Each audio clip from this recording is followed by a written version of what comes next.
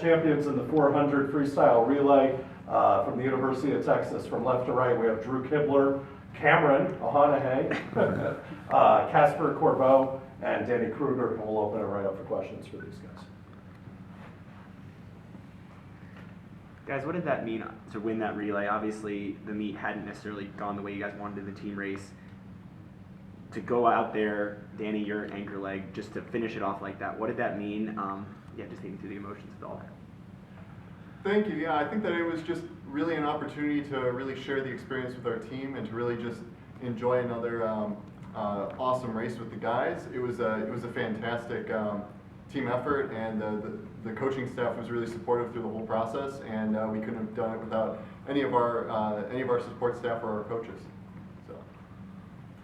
I know DK was familiar with this from 2019 when we were in a similar position going into the final relay. We knew the outcome of the meet, but it's still, that's just kind of, it's in our nature to race, to give it everything we have. And when we lost this meet a few years ago, like it can be easy to throw in the towel, but Texas fight all the way. And I was kind of reminiscing on my seniors and how I looked up to them as a freshman, watching them fight to the end, and I wanted to do the same thing, and a better group to do it with than these guys here, so it was awesome.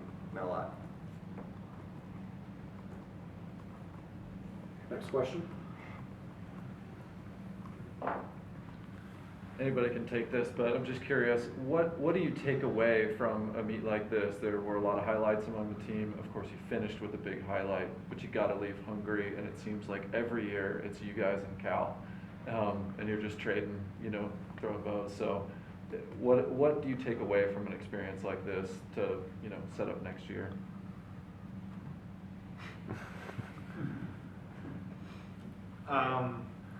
It being only my second NCs for the 2019-2020 season was canceled.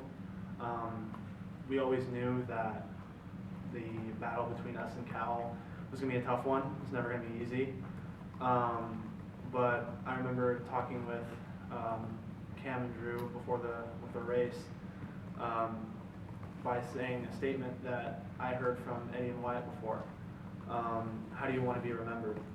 And understanding or seeing how back in 2019 we were in the same situation.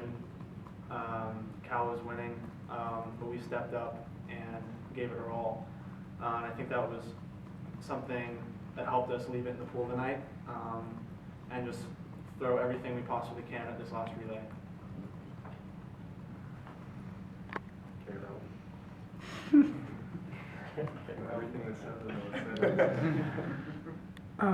For all you guys, but Drew, I'll have you start. Just in 20 years, what are you going to remember most about these fights with Cal? I mean, you've been on both ends of it. They've all been pretty epic. There's been all kinds of emotions, but what do you think you're going to remember most when you look back on it later on? It's funny that you mentioned that, because I was actually just talking with my roommate Peter Larson about this today. I kind of came into this meet, and I've been coming into more of my bigger meets recently, especially like trials and the Olympic stuff, just thinking like, what is it going to be like when I tell my kids about this someday? And so it's funny you asked that.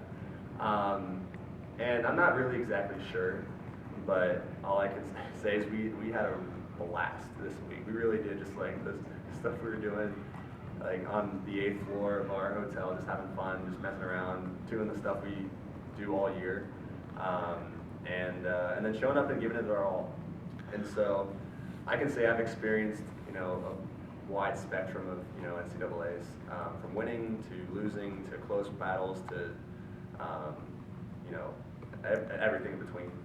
So I'm not exactly sure what I'll remember, but and how I'll think back on it, but I know that this was a genuinely really positive experience, and I'm stoked about it, truly. I knew I came into this meet thinking that I was going to be at peace with it no matter what when I came out, and that was the most important thing to me, and that is exactly how I feel right now. So.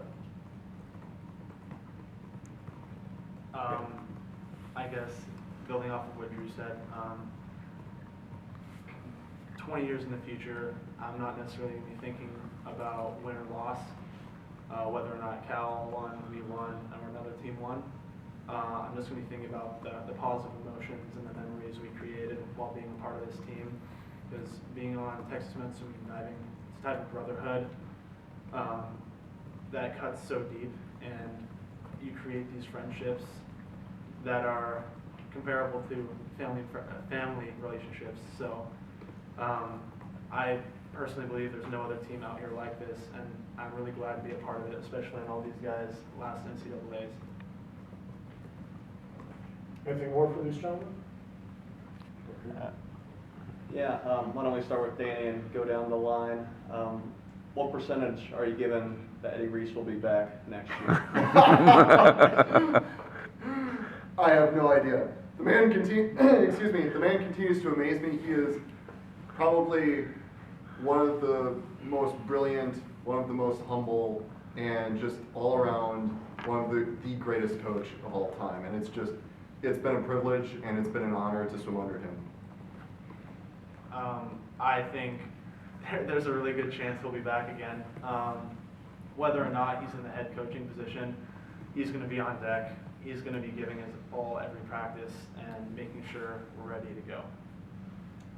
Yeah, I think he'll be back, but at what capacity, I'm not sure. I think he can do a whole lot without being there every single day, but I wouldn't doubt that he would be there every single morning on deck like he was this year. So, I mean, I think he'll be there as head coach or not. I'm gonna say about 37%. Final answer? Oh. Nice. All right. I like it. I like it. What was the question? Percent he's gonna come back or not? Yeah, gotta come back. 63%. There you go. Sure. Yeah. It's quick math. For all of you guys except Caspar, obviously, what do your swimming futures look like at this point? Do you know if you're gonna, would you do a 5th year? Or obviously not for you, Cam. Do you guys know beyond college swimming, what do you guys have in mind going forward for this? Drew, you want to start?